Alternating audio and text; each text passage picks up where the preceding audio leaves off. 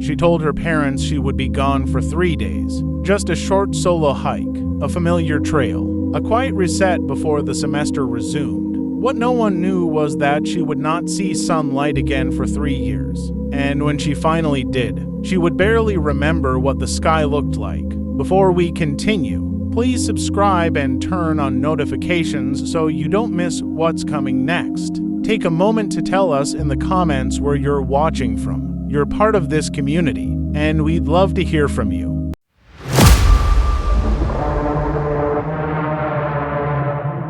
Maya Ellison was 23 years old when she vanished. She was a graduate student, studying environmental science at the University of North Carolina, specializing in alpine plant systems. Quiet but confident, small-framed, strong legs, permanently sun-tanned arms from years spent outdoors. She didn't drink much, didn't party, didn't crave crowds. Nature was where she felt safe. Her childhood had been filled with road trips to state parks, tents pitched in muddy clearings, and nights spent listening to cicadas and wind through trees. By her early 20s, Maya had logged more than 40 documented hikes, many of them multi-day solo routes. She wasn't reckless, she wasn't inexperienced, and she wasn't naive. Maya followed the rules. She carried paper maps even when GPS worked. She left route plans with friends. She packed redundancy, extra water purification tablets, backup batteries, a whistle stitched to her pack strap. This was not a girl who simply wandered off. On August 3, 2011, Maya drove west into eastern Tennessee, toward a lesser-traveled stretch of the Cumberland Mountain Trail. The route ran roughly 55 kilometers through dense forest and ridge lines. Nothing extreme, no technical climbing, no winter hazards. A trail she had completed once before. She parked at a gravel turnout near Pine Hollow Trailhead, signed the registry, and noted her expected return date, August 6th. The last person to hear from her was her roommate, Lena. A single text sent just before nightfall on August 4th. Camped near the creek, moving slower than planned, but all good. No signal past the ridge. After that, silence. August 6th came and went. By evening, Lena was calling nonstop, straight to voicemail. By morning, Maya's parents were driving from Raleigh. Her car was still there, locked, undisturbed, dust untouched on the hood. There were no broken windows, no missing tires, no signs of another vehicle. At 7:40 a.m., the Park Service was notified. By 9 o'clock, the search began. The operation was led by Captain Aaron Whitlock, a veteran search and rescue coordinator with nearly 3 decades of experience. He had seen everything: exposure deaths, falls, hypothermia, voluntary disappearances. But this one unsettled him almost immediately. Search dogs picked up Maya's scent near the trailhead, tracked it cleanly for just over 2 miles, and then nothing. The scent didn't fade. It didn't drift toward water. It didn't scatter across rocks. It stopped, as if she had simply ceased to exist. Handlers reported it unanimously. They had never seen a trail terminate so abruptly on soft forest ground. On the 5th day, a volunteer spotted something unnatural in a shallow depression off the trail. Maya's backpack, unzipped. Contents scattered deliberately, not torn, not damaged. Her tent was there. Sleeping bag, cooking kit, food. Missing were the essentials: her knife, her flashlight, her medical kit, her water containers. Her phone was found nearby, powered off, battery drained. Last ping, August 4th, 9:11 p.m.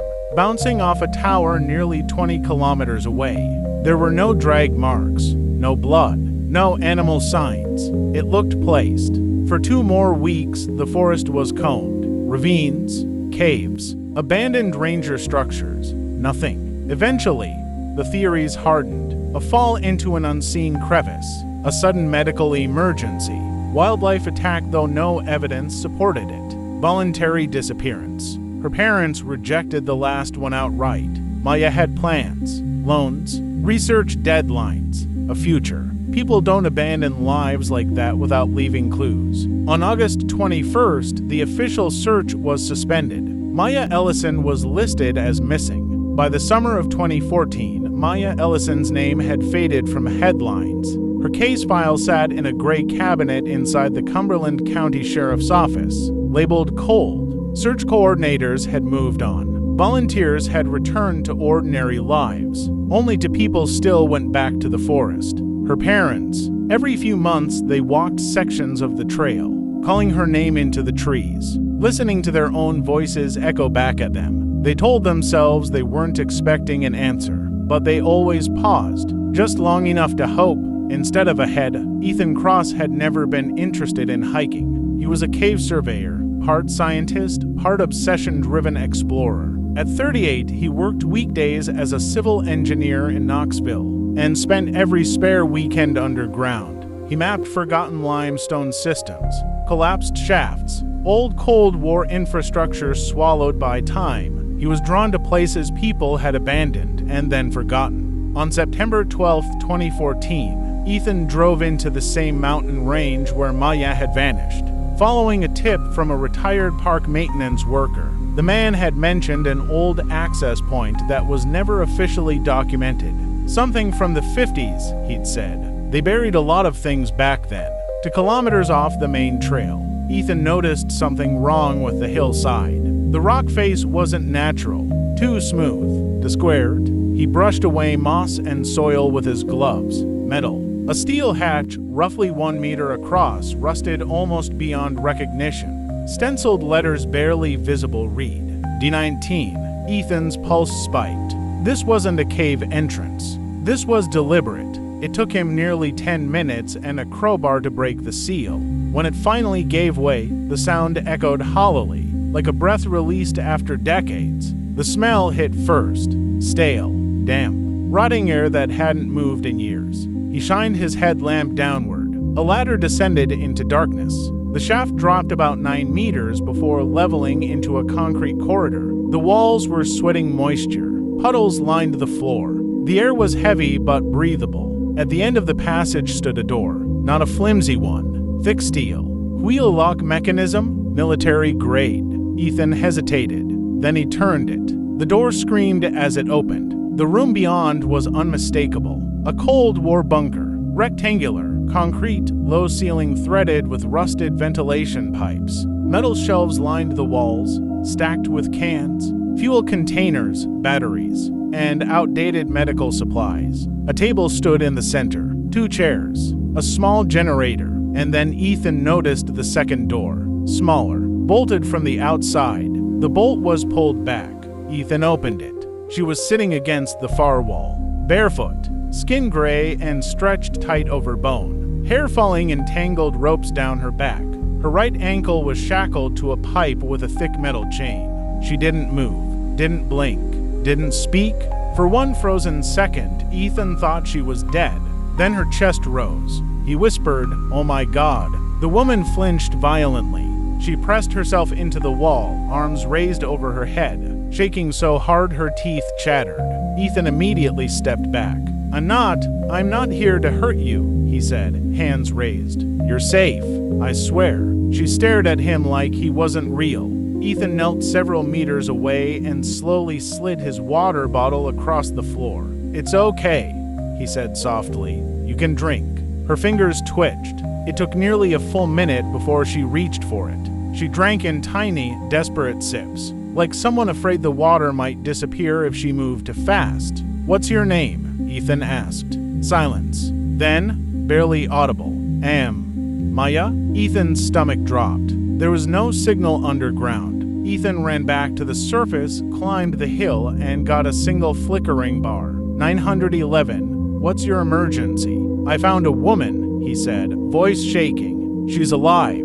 She's been held underground. She's chained. She needs help now. Within 20 minutes, sirens echoed through the forest. Fire crews arrived with cutting tools. Paramedics followed. Then law enforcement. The chain was cut. Maya didn't resist. Didn't cry. As they lifted her onto the stretcher, she stared up at the sky, and blinking, as if it might vanish again. At the hospital, doctors struggled to comprehend what they were seeing. Weight, 39 kilograms. Severe muscle atrophy, multiple healed fractures, extreme vitamin deficiencies. advanced dehydration, signs of long-term restraint. Psychologically, she was worse. Maya startled at footsteps, covered her head when doors closed, spoke only when spoken to, and rarely then. The diagnosis was immediate: severe post-traumatic stress with prolonged isolation deprivation. She survived something no human should,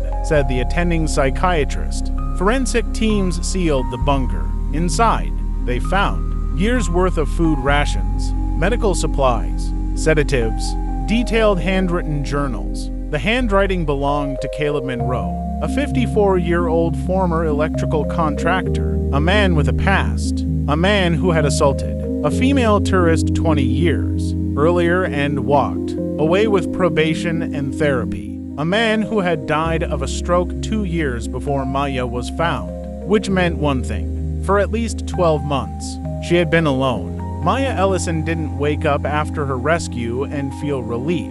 Relief requires safety, and safety was something her mind no longer trusted. The hospital room was bright, clean, and filled with quiet beeping machines. Yet her body reacted as if she were still underground. Every unfamiliar sound made her flinch. Every nurse who entered to quickly sent her heart racing. At night, she begged for the lights to stay on. Darkness, to Maya, was no longer absence. It was a place. For nearly 3 weeks, Maya spoke only in fragments. Yes, no, water. Doctors didn't push her. Trauma this deep had rules.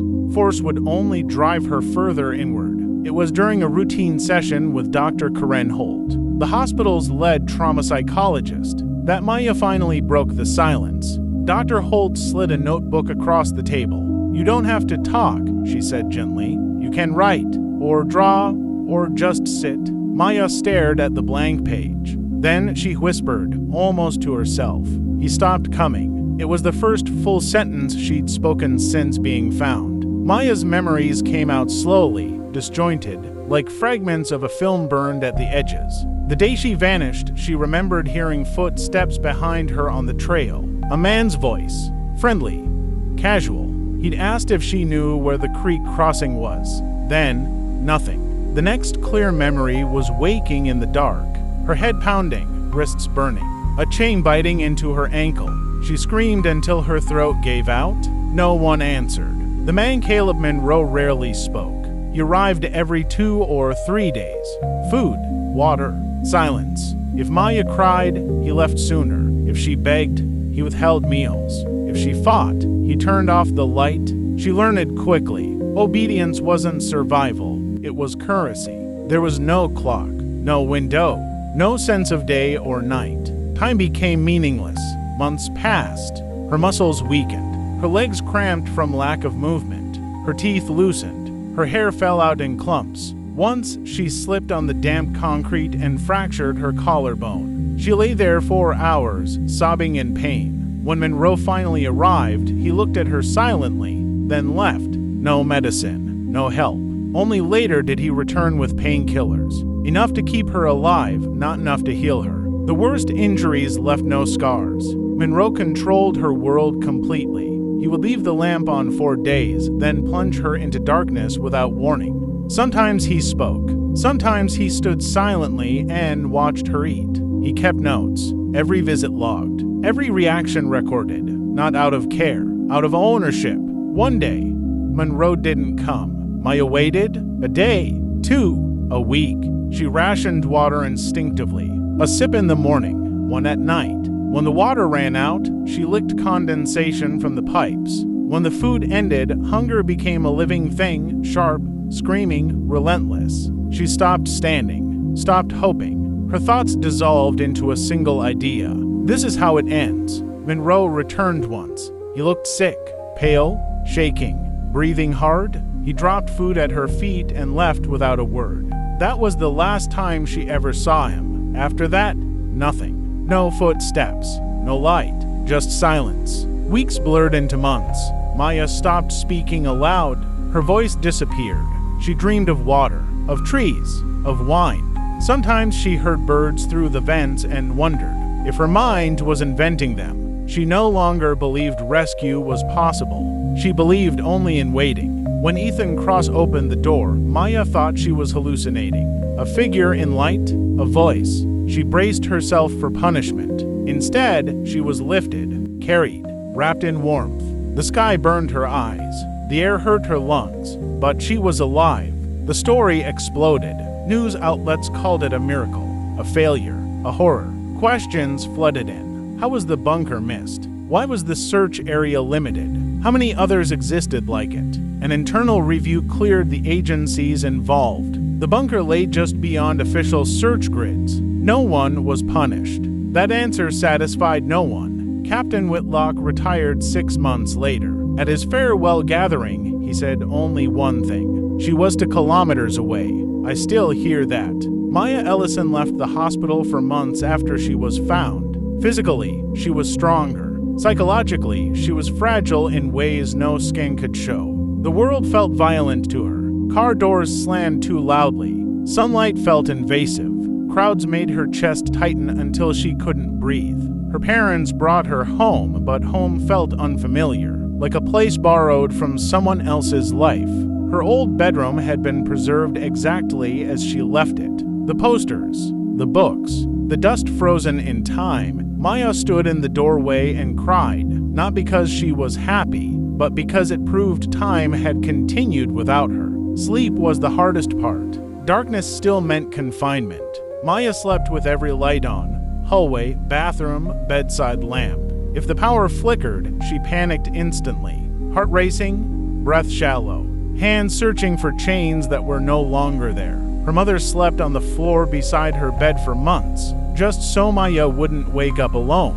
Unspeakable. Therapy became her full-time job, not to relive the trauma, but to survive it. She learned grounding exercises, breathing patterns, how to separate memory from reality.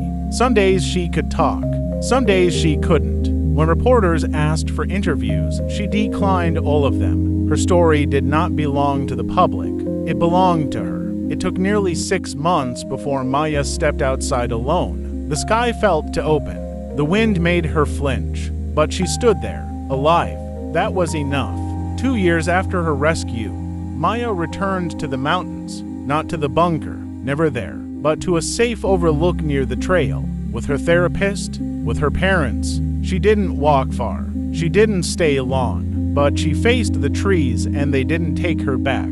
Ethan Cross never sought attention. When the governor offered him a medal, he accepted quietly. When Maya's parents offered a reward, he refused. I just opened a door, he said. She did the surviving. The two met once. No cameras. No words that needed to be spoken. She hugged him, and that was enough.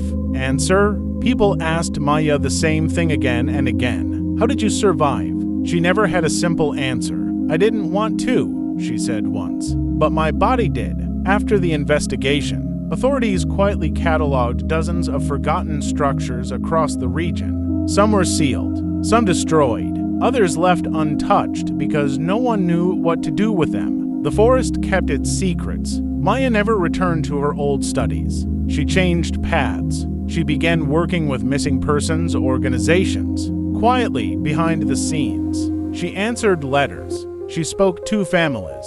She reminded them not to give up too soon. Even now, years later, Maya still sleeps with a light on, still pauses when she hears footsteps behind her, still flinches at the sound of metal scraping concrete. Survival didn't end in the bunker. It followed her home. The headlines used words like miracle, unbelievable, against all odds. Maya Ellison never liked those words. A miracle implies meaning, purpose, a reason. What happened to her had none. She wasn't spared because she was special. She wasn't saved because fate intervened. She survived because her body refused to stop, and that truth made people uncomfortable. There were questions no investigation could answer. Why that trail? Why that day?